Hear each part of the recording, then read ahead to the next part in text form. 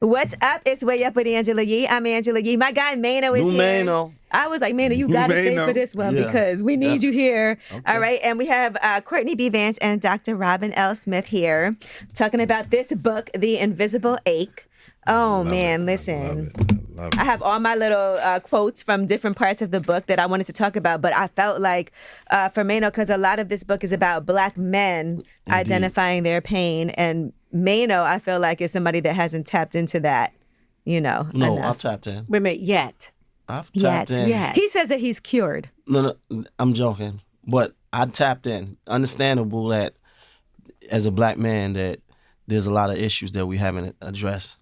Yeah. Right? I spent a lot of years in prison. Mm-hmm. So that alone, you couple that with just being in the type of environment that I grew up in, there's a lot of things that we haven't dealt with. Yeah. And you don't know until later on, until you see certain things happening with you, So I went through a period of time where I was getting a lot of therapy because I had needed it at that time. But I think therapy is you can continue to get it. I don't think you can get it for a certain time and then stop. Oh, no. Right. Oh, no. That's why we're here. That's what The Invisible Ache is about. Mm-hmm. And let me just say something. I love what you just said about being in prison. Not that you were there. But everybody's in prison, whether they know it or not. Some people are locked up, which is different than the prison we have in our minds. Mm-hmm. And it is that prison that many Black men, Black boys, and Black people do not realize that just because we are no longer enslaved does not mean there are not shackles. That's right. On our thoughts, right. On our minds, that we are not living into lies instead of the truth. That's right. About who we were destined and born to be. Indeed. So sometimes people end up in a physical prison. Right. Because of the prison that they were surviving long before that big house. Right. But and the mental yes, shackles absolutely. that actually has long-lasting effects. Yes. You see, I read a book, I'm sorry, Angela, I read a book called Chains and Images of Psychological Slavery. And it talked about, some of the things that we took from slavery, right? Some of the way we spoke, the way we thought, some of those things and how we dealt with each other which derived directly from slavery, but it was like a revolving door. It kept us down. And so that's that mental shackles that you're talking about. Absolutely. Same thing with like fraternities. And I know Angela said, wait a minute, you all. Where y'all going? There are two other Hold people on. in here. It's fine. No, it's good. We're listening. It's good. This is what I wanted. But I will say also, if we look at dialogue. Black fraternities and sororities in particular, and Courtney and I write about this in The Invisible Ache, Black Men Identifying Their Pain and Reclaiming Their Power, our new book. Where is it that Black men in college learn to put their hands on other Black men and call it a fraternity and call it love? Hazing. Yeah. Well, when you're pledging and it has its own, and the reason I bring this up is because as you're talking about what happened in slavery that we brought with us, that revolving door, when people are in college or in a gang, wherever it is, and we are harming ourselves and each other, we don't realize that we are reenacting a part of slavery that made us hate ourselves and hate the other people that look like us. Indeed. Think about the branding that goes with that, the paddling. Yeah. And all of those things. I want to ask, because the way you guys put this book together is very unique. We have Dr. Robin, who we've all seen, and very acclaimed therapist, psychiatrist from Oprah. And in your own right, you have your own show on Sirius also. And then, of course, Courtney B. Vance, who, by the way, besides being just an extraordinary actor, and I know we can't talk about much of that because of SAG-AFTRA and the strike that's happening right now and that part of it. But you guys came together to do this book. And Courtney, you shared a lot of things about yourself that also led to you seeking out therapy. And then Dr. Robin, you also explained in each chapter as he was talking about things from his childhood and his adulthood that led to you guys kind of coming together to do this. What made you decide this was necessary? Well, it's necessary for me because I was shackled.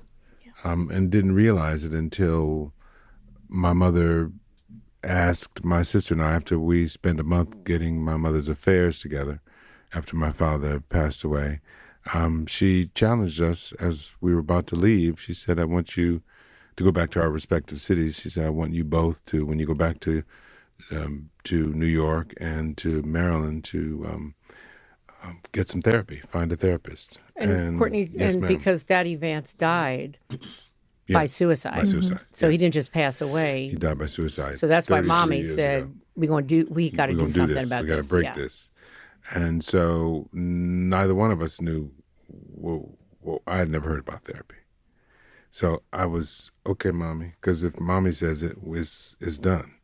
So we both said, okay. But, the actual going back and how that happens, gratefully, thankfully, I was able to afford. I was on Broadway doing 6 Degrees of Separation, so I was on top of the theatrical world. But with my father's suicide and death, I was unmoored. And so the question was simply, everything came up then. I remember sitting on the stoop outside my eventual therapist's office, and in Gramercy Park. And if you know anything about Gramercy Park, you can't get in there. Unless you one of the property owners around the park. There's a key. So I'm sitting on the stoop waiting for my therapy time, and I'm on the quote unquote top of the theatrical world, and I'm sitting on a stoop, and these white people are walking by me, looking at me like I'm about to steal something from them. Or what's he doing in this area? Right. And so I go into my therapy session, and I'm like, I feel so bad. I feel I'm nothing. And she said, well, Courtney, wait a minute. What are you? You're on top of what are you doing? What's wrong? So I had to explain to her, and she said, oh, just the, it's all of us. All of us are shackled. We talked about that prior to the beginning of the show. All of us are shackled. The question is, what are you going to do about it? So right.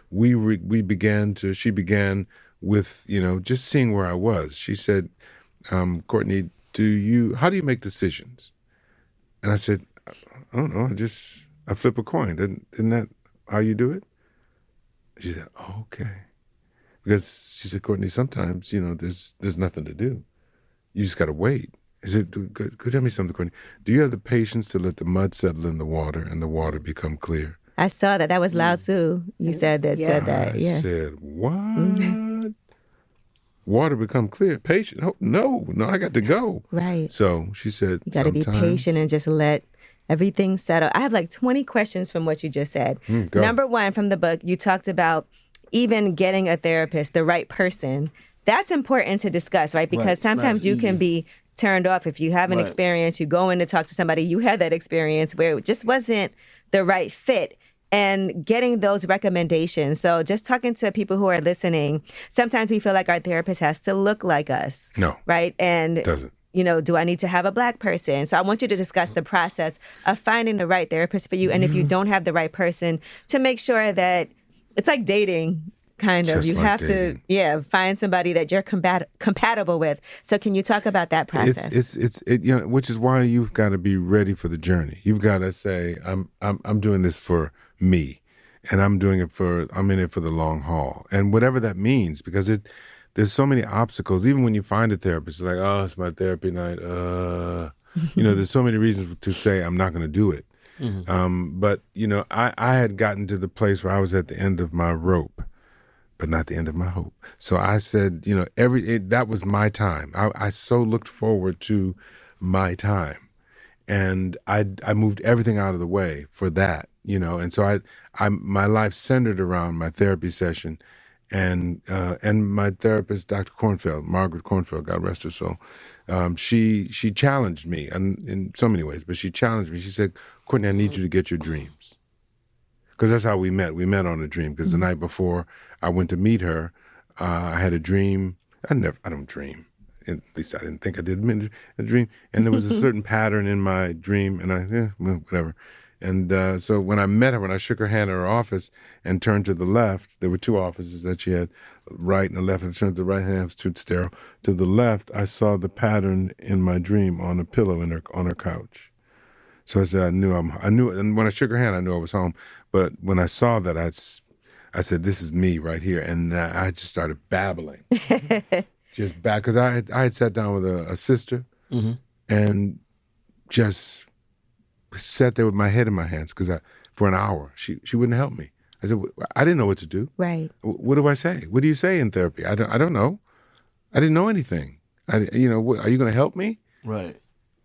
What do you mean? mean? You were looking for her to say you something? I was looking for her to say, how do we do this? This is your first time doing it. This is my first time doing this. I don't know the process, the protocol. What do I do? She was not gentle with me.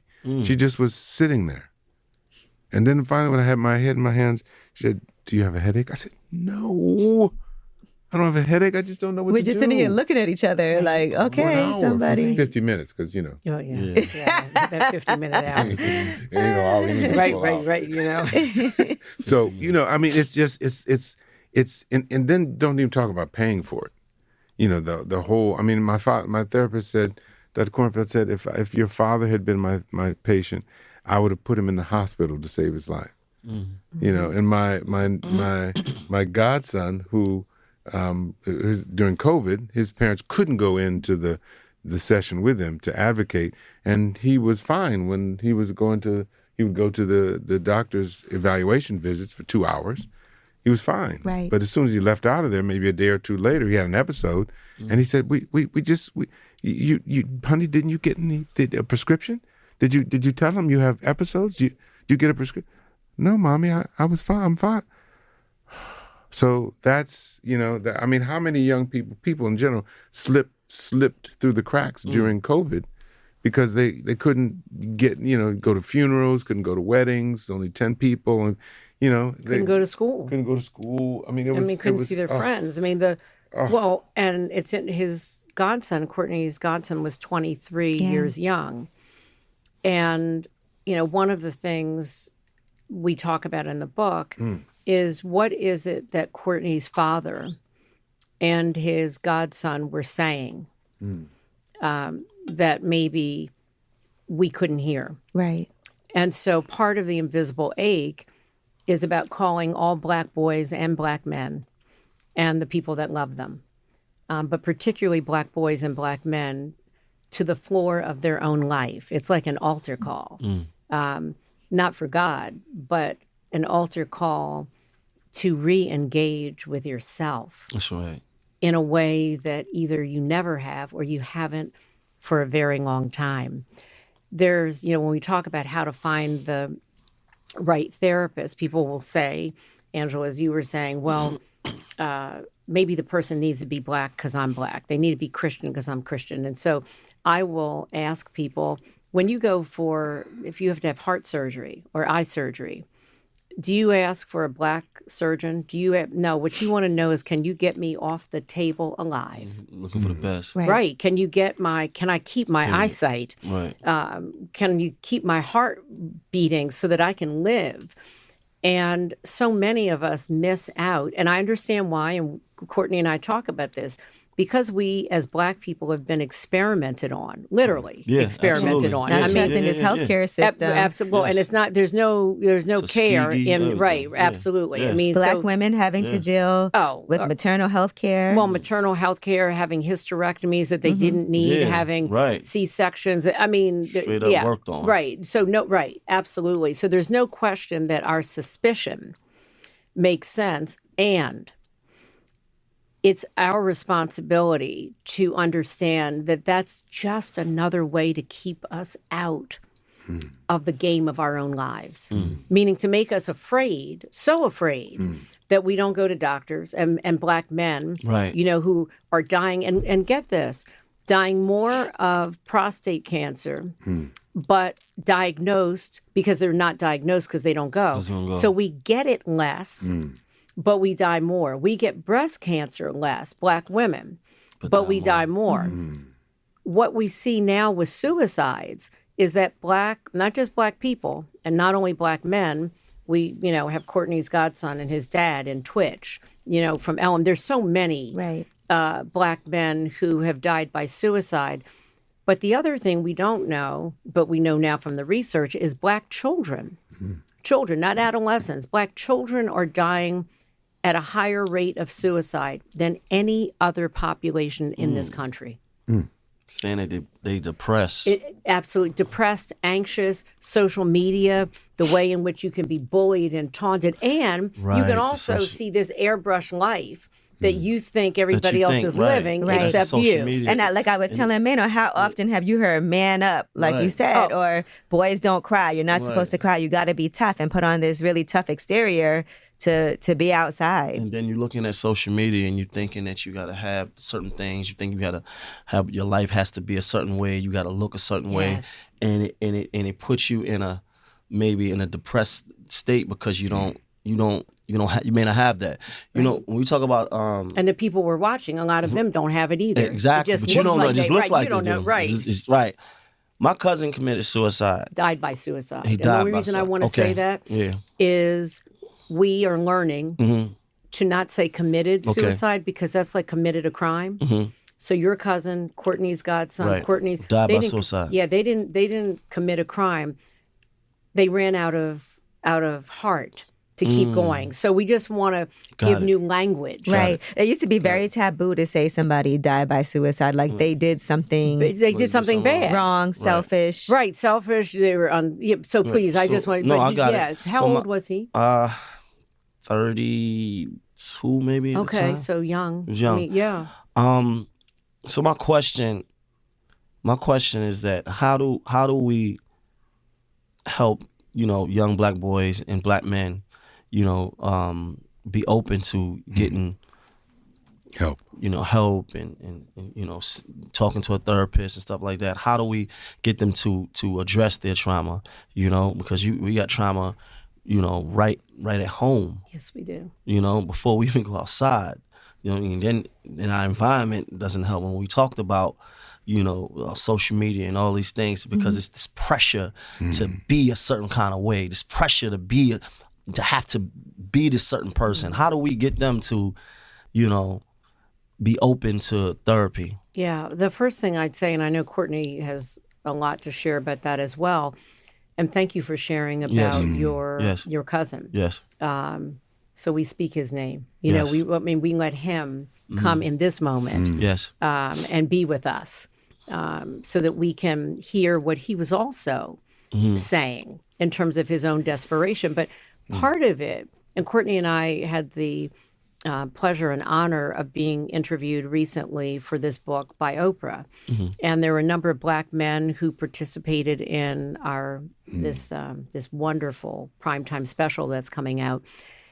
And one of the young men said, "Look, I tried to tell my family, but they wouldn't listen. I tried to tell my friends, but they wouldn't listen." And so to answer your question, how we get Black men and boys to talk about it is to be willing to listen. Because a lot of times we don't want to hear. If you bring your vulnerability, I say I want your heart, but as soon as you show up as a Black man with your vulnerability, I'm pushing back on that.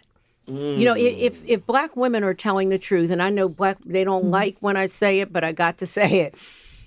And I'm not blaming us. What I'm saying is we as Black women have been conditioned to tell you that we want your heart, but when you bring it, to shut it down. Right. We do it with men. We do it with our boys. When girls fall down, we pick them up. We kiss their boo-boos. When boys find out, boy, get up. You're all right. You're right. Stop what crying. Are you crying? Right. Stop crying. What are you crying for? Be a man. Right. I'm like, and so part of it is to let Black men know that tears and pain are part of your divine birthright. Like it's part of being a whole human being. Yeah, but we're not conditioned. We're not, but this is why we're here. Right. To start washing our brains of the lies that say that when we were enslaved, we were only, and right out of slavery, Jim Crow, we were 3/5 a human being, Black men. You were good for your strength, but not for your heart. So we have to re-educate ourselves that part of our strength, part of the strength of a Black boy and a Black man is his vulnerability. It's part of his superpower. I mean, and Courtney will talk about this, but part of why Courtney B. Vance is Courtney B. Vance is because he has leveraged his pain. I mean, we have to convert our pain into what I call usable currency. So all that broken, shattered stuff has some place. It has redemption. Well, that's what it is. It's recognizing that pain is a part of your spirit. It's part of your redemption. It's part of reclaiming that. The more I go into the vulnerable part of me. I mean, acting saved my life during this time period because it was someplace. As I say, I like to go to musicals and anything, ballet or theater, anything that allows me to sit there and let some opera, whatever's happening, wash over me. Because as an artist, everything is a part of my palette. Everything is a part of what we do. Just like as a therapist, people are a part of our work. Yeah. And so the more I'm involved, as John Donne, the more I'm involved with mankind and womankind, the more I live and I'm rejuvenated. And so, but it's recognizing that as people, I can't be who I am until you are, and you are what you are, will be. So that's John Donne again. The more I can, I was, the Bible says that the poor will always be with you. Why is that? Because we don't do what we're supposed to do. If someone, I'm not judging right. whether or not you need the dollar I'm about to give you. You just said I'm supposed to help. That's all I'm called to do. I'm not called to do you need, what you going to do? You going to get a drink with it? Right. It's not on me. Right. That's all. If you take what I give you. What you do with it. Right? But you said you needed it. I'm taking you on my way. Now, that's on you. That's on you. Now, Right. what you do, if you go and do something. Right, if you're going to do drink or drugs, that's on you. I was on the street this morning, and there was a woman, and, all I had was of 20. That's all I had. I'm not, she had just right. barely had anything on. I said, I'm not going to, that's here. Well, if I walk by her and said, well, all I had was a 20. What am I doing? That's all I had. That's here. You need this. You need this. Right. So I'm not going to give it to you because it's a blessing to be a blessing. Let me tell you, to be in a position where you can. But you have to recognize that. I mean, it's not about the money. It's about the spirit of it. I'm here to help. That's what I'm here for. That's what my wife showed me. While when we first got married, I was like, men. She's supposed to take. How come she don't do for me? You supposed to do. That took me about as far because Angela Bassett, she's there's no way I'll ever make any more money than she. It's not about the money. It's about emotional. She counts on me to emotionally be there whenever. Courtney, I got claustrophobic, and you okay, baby? What did you do? Are you so that's what I got. I got, if I don't do for her, there's no way that she's going to turn around. It's not the other way around. You do for me, then I do. No, right. It don't work that way. What do you need, It's not transactional. Baby? Right. What do you need? And sometimes it's 200% nothing. That's something else that I had to get over myself. But that's emotional, though. It feels you good start to, there. To be you able have to start there. Right. Allow somebody to help you too. Like, that's a whole nother transition. Well, that is a whole other. But my godly counselor at the time said, Courtney, that's who you married. Now what you gonna do? And then it's on me to but that's who. So what are you gonna do? That's your situation. Right. What are you gonna do about your situation? And that's life. What am I gonna do about where I am in life? Yeah. I know what my issues are. I know what I've come up against. I know what I just did, and I've just ran away. I messed up a wonderful relationship. Now, Courtney, what are you gonna do about it? Are you gonna keep doing it? Or are you going to prepare yourself for the next beautiful young lady that comes into your life? And I say, I don't care how long it takes, I'm going to be ready for this next one. And that's my spirit. That's my journey. That's my work. That I'm emotional. It's not about the money. You do right and the money flows. Right. Seek the kingdom of God and his righteousness, and those things will follow you. I don't seek the money. The money's going to come to me if I take care of what I've been given. Yes. Also, if you grow up, because a lot of this is also about maturity, not age. But what does it mean? You know, a part of being healthy, particularly again for Black men and Black boys, is self-care. And that people look like self-care. Like, when has a Black man thought about taking care of himself? I don't, again, I'm good. So it's a new thing to say, actually, I'm not feeling so good right now. Yeah. Come, tell me. My issue with that is in the world that we live in, right, and having responsibilities, being a Black man and having so many responsibilities, is almost, I felt like I don't even have the luxury to be able to not be okay. Right, but let me tell you this. I hear you. I really do. And in many ways, you haven't had the luxury to not be okay. But if you don't find, and you asked this question about, how do we get people to go to therapy? And I don't even mean traditional, like go in and see a therapist.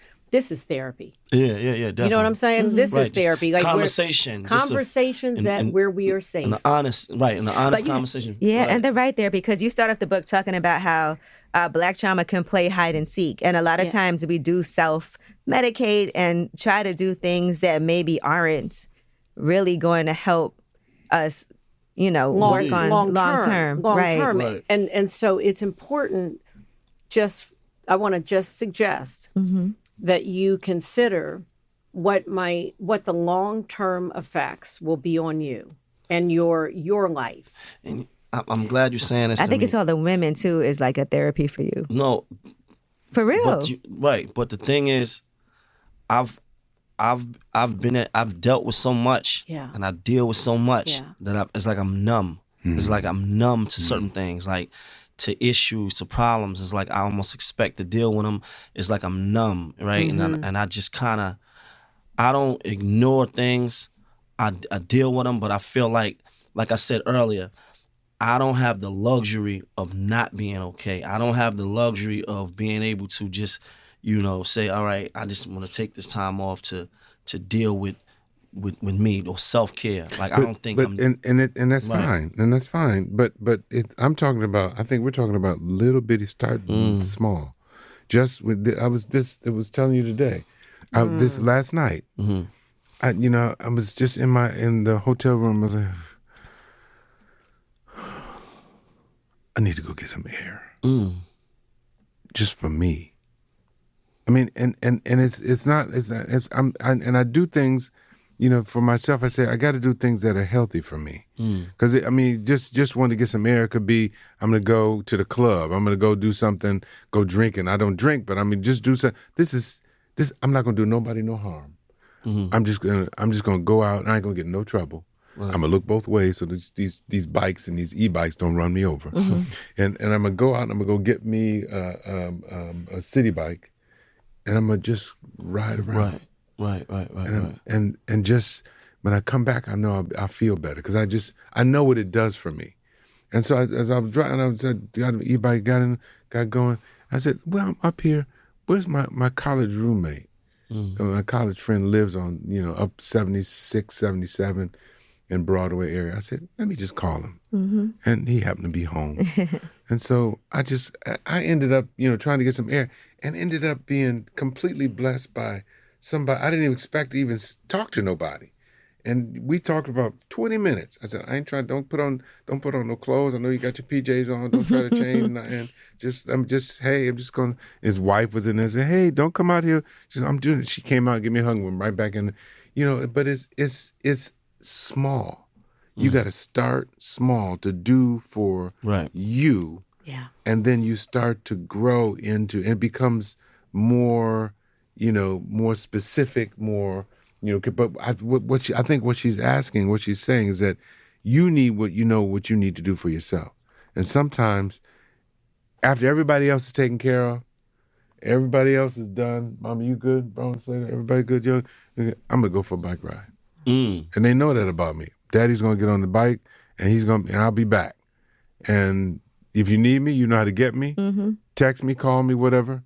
But I need to go do for me, or I'm going to walk up the block. That's right. Just something for you. Something for and me. so this is what, when you said you don't, have the luxury, and I said to you, you don't have the luxury not to do it. Small things. Small things. Small things. Like if you're thirsty, to not make yourself wait too long for that glass of water. If you need fresh air and someone else needs something from you. Because the issue of worthiness, I mean, really, of Black boys and Black men feeling that they are worthy of being cared for. Cared for. Right. And that they are worthy of caring for themselves. Indeed. Even if the people around them, mothers, fathers, women, whoever, even if someone and a society that sees you as a threat and danger, there is something about rewiring your own brain.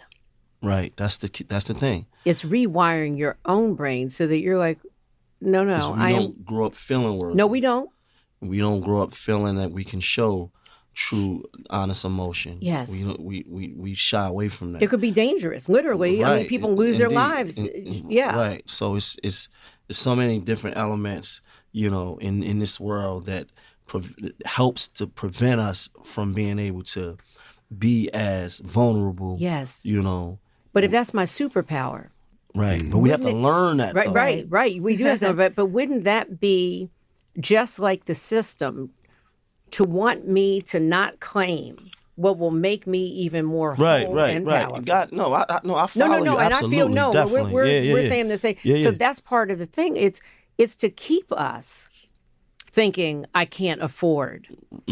Right. It's to keep me You thinking can't afford it not to. That I better show nothing. I always say where it says never let them see you sweat. Right. And I'm like, that's good for a commercial, but it's not good for a soul. It's good for a deodorant commercial, but never let them see you sweat. I mean, I'm just human. imagine if my mother had gave that to my sister and I went, nah, I ain't doing that. And I no telling where I'd be. I may not be alive. Because I would have keep approaching life with the tools that I had, thinking that it was adequate enough. Yeah. And that got me to where I was, but it wasn't enough to be able to get me past where I had come to. There's no way I would have been able to overcome knowing that my, Dr. Cornfield, she was a little Jewish lady, she challenged me. She said, Courtney, do you have the patience to let the mud settle in the water and the water become clear? I said, what is that? Patience? No. How do you make decisions, Court? I just flip a coin. Isn't that what people do? That's good for acting. Right. But for life, Right. it could be devastating. And I didn't have tools. This is what you were saying. I had tools, but only for achievement. Yeah. Only for getting self-care tools. I didn't have none. Yeah. I didn't know how to make decisions. I didn't know nothing. That was, and no judgments on my mother and father. Absolutely. They did what they could do. Right. And based on what was afforded to them at that time. We're trying to make things better. Right. For other They're coming people. from a hell of a time. Absolutely. Right. So it's Absolutely. You can't never look back and say, well, they didn't. You know what they had to deal with. Oh yeah. The rest of it is on me. That's right. Right. They brought me this far. As far as they could. Absolutely. Now, from here on, That's right. when I left home to go to college, the last thing my daddy did before he died of suicide, was pay off my college loan. He didn't pay off none other bills. He couldn't pay off nothing. But he paid off yours? There was 10 credit cards charged up to the max. But he paid off my Harvard Talk about loan. pressure. Pressure. That's what I'm saying. And pressure that no one knew that his Right. dad was right. So he pays that off. But the pressure of wanting to take care of his family, 10 credit cards, maxed out. Man, that pressure is That pressure, your cousin. understand. That Yeah, pressure, the whatever, right. that pressure, Twitch. Right. I mean, Things we don't know. Right, that pressure. Right, and they're not communicating. And what I would say is it's our job to create a safe space for every Black man and boy. That we say less and listen more. Yes. And I think sometimes people also think when you're when you're quote successful, that you shouldn't have any problems. And people definitely have less sympathy for you. Oh, right. I mean, it's a lie. That's such a bad misconception. Now, Courtney, Yes, you is. got very personal about your house, right? You were at home and the neighbor called the police. And they came, and that had to be a really difficult situation. No, they didn't. I think the security. Oh, the security called the police. Somehow the popo ended up at our house. They thought you were on vacation. Okay, and we were. My wife was out of town. The twins were 3, and they were asleep. Thank God. And I thought I heard. Black person when they hear noise in the house, they go in the kitchen, get the biggest knife they can find, and we start walking through the house, and that's what I did. And Holy Spirit said, "Put that knife down, and go to the back." But in order to go to the back, I had to go across a big old plate glass window. So I put the knife in the kitchen window across. Then I said, "You know what? I bet there's something on the porch." I went on the porch. I went to look on the porch, but on the other side of the front door, there's this glass, so you can look to see. I said, I bet somebody threw a script or something there for Angela. I said, "Let me look." I don't see. Let me look on this side. Let me look on the other side. Didn't see. And I said, I got to take the alarm off. And open the door. 5 or 6 police officers were out there with guns, just screaming at the top. This is midnight. Screaming at small little town that we live in. Come out here with your hands up. I said, I done seen enough Law and Order episodes and been in a couple. Been in them, right? And so I came out and said, "Yes, ma'am. Yes, ma'am. Yes, yeah." Quiet. I said, I live here. Oh, come on in. I said, "Oh, yes, ma'am. Okay. Get on your knees. Okay, get on me." Okay, we've been in that neighborhood for a year, maybe. Get on your knees. In front of it was a African American police officer to my left, and she recognized, "Oh, Lord, no. She recognized who I was and was married to, and then she said, "Here's my badge number if you ever need anything." Right. And so eventually they found out. But I mean, and come to find out there were 5 or 6 or 7 police officers in the back. So if I had gone across that plate glass window, anything could have happened. In your own no, they home. would have shot me. They would have shot me. Yeah. And the twins were 3 in the bed, and then Angela's out of town. So it doesn't matter. It does. I mean, no, money is not what this is about. This is just about. Learning how, and it, it's good. I get it. Everybody don't know. I didn't know. But the main thing is that once you know, you got to do better. If you know better, you got to do better. And now with our book, we're saying that as we're going around talking, that, I didn't know. And thank God my mother challenged my sister and I to get some help, and that it became part of our lifeblood, the talking things through, learning how to talk, learning how to communicate, learning how to, because as my little other phrase is, if it wasn't for the people, it would be a wonderful world. You got to deal with the people. Yeah. You got to know how to deal with people and also, Courtney, your mother did something very powerful. Often I call her, the mama lion.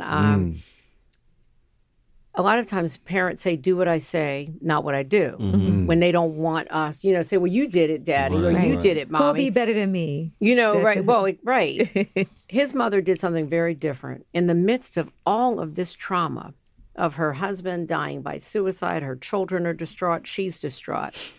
She said, "We're all going to therapy," meaning everybody's going home, back to their respective cities. Courtney, his sister, and the mother would be at home in Detroit.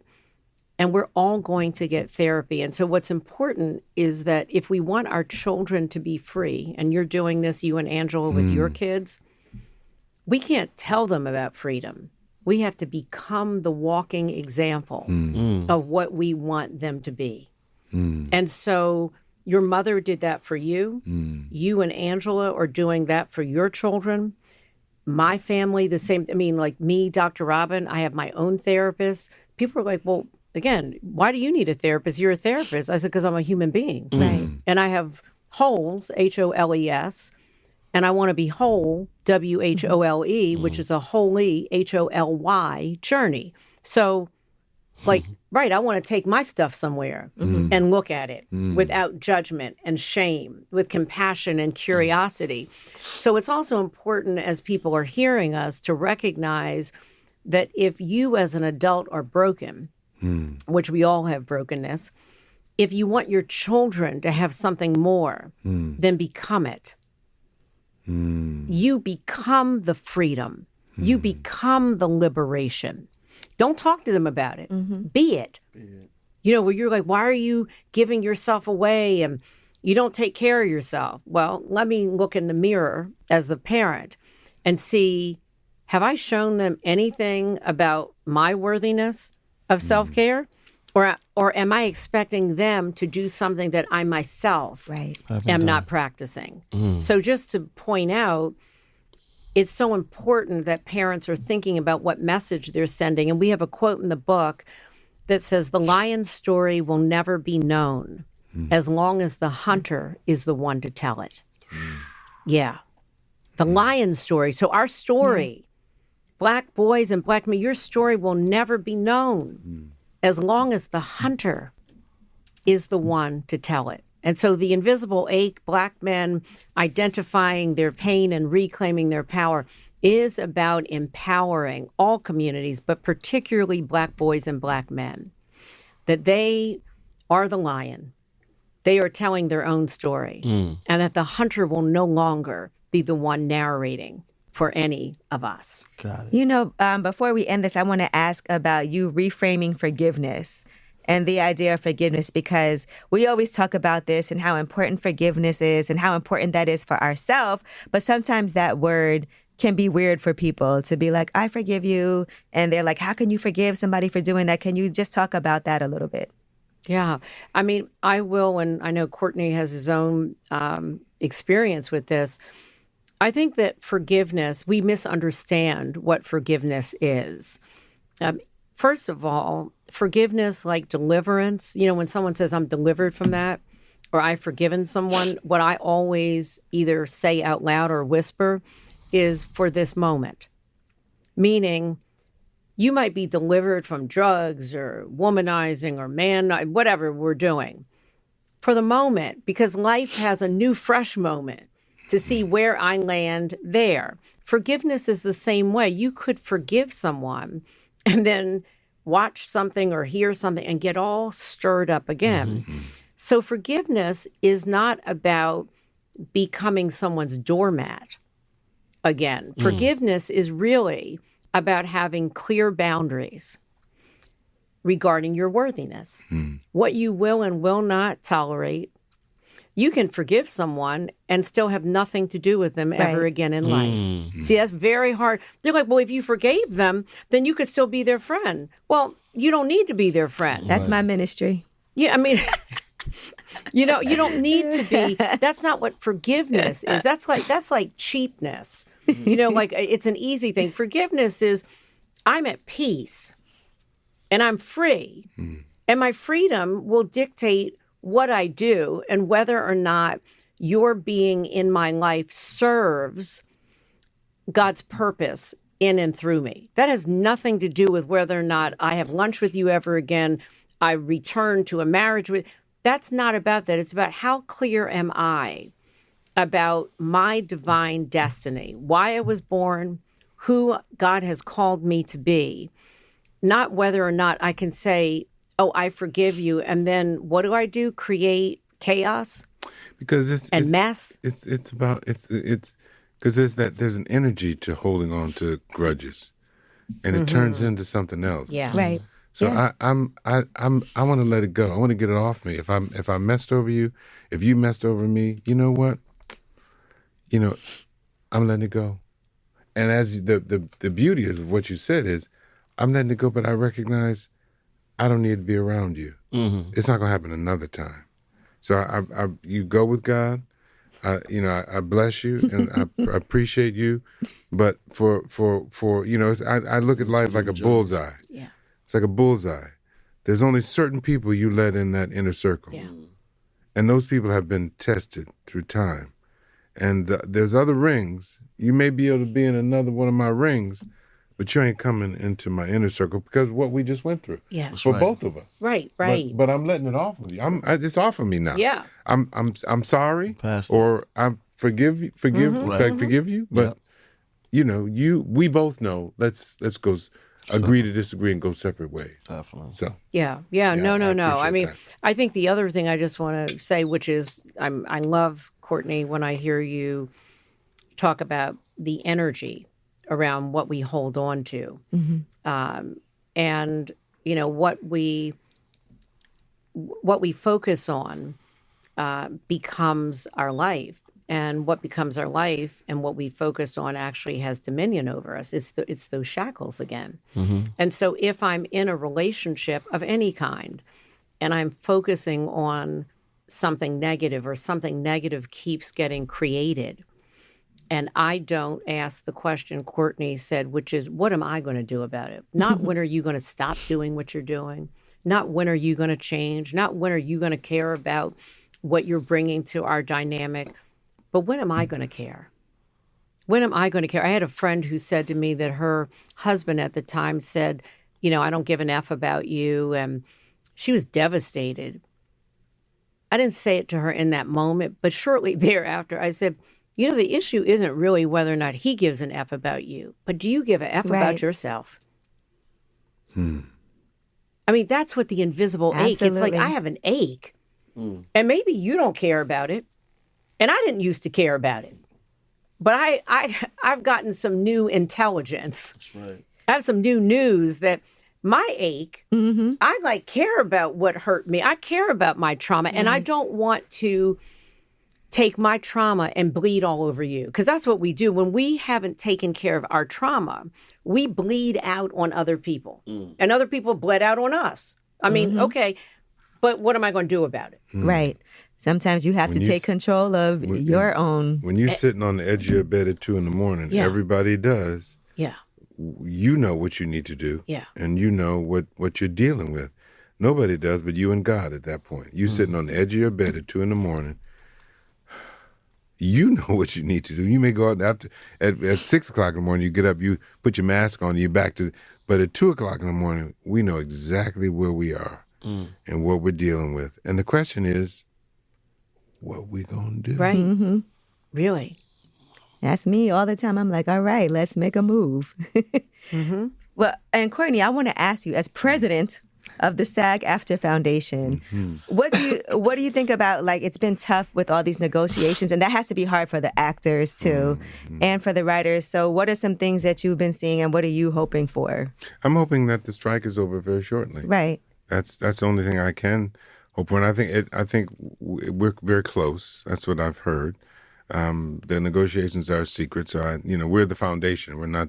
The negotiations are happening between the streamers heads and the studio heads and the union. Right. So as soon as they let us know, our job as the foundation, I'm president of the foundation, is to raise money for these such a time as this, so that folks who are on the picket lines, who are out of work for 5-6 months now, that their bills can still be paid. Yeah, that's a tough time to be in. So that's what we do. We for the pandemic, we raised about $9-10 million. For this one, we raised more than that, and so that the membership can survive. That's right. So I'm grateful that our high earners were able to, and the studios and all, were able to step in and help us do that. So because that's even when we think about an invisible ache, and credit cards that are maxed out, and whatever has happened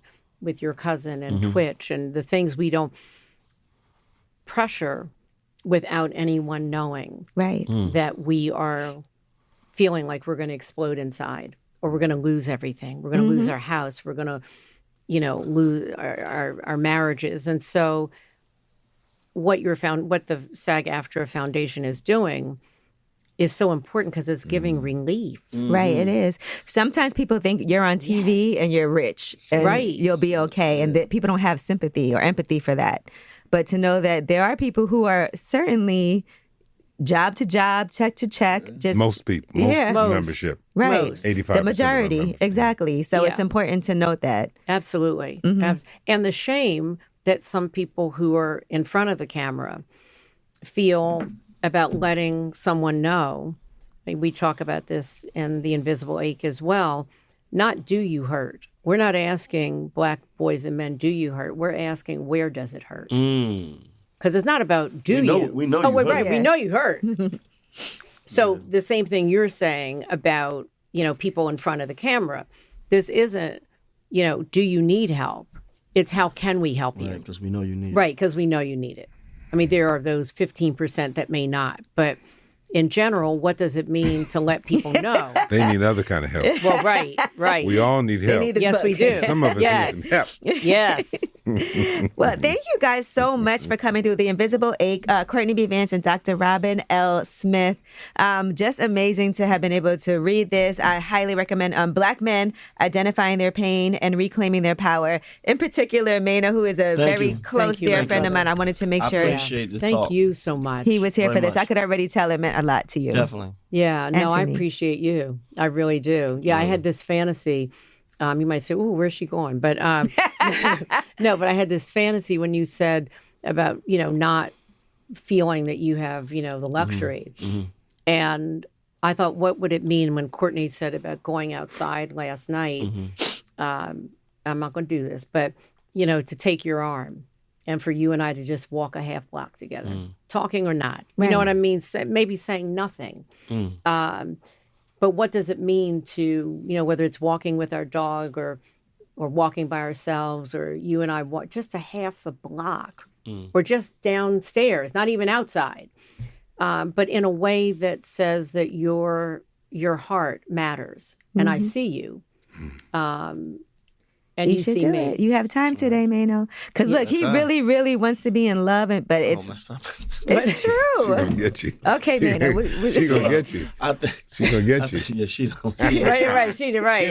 Cause I be playing with certain things, like you know what I mean. Right. I be throwing certain stuff out. I be But joking you halfway around. serious. Well, let me just say this: Yeah. we do joke about what we mean.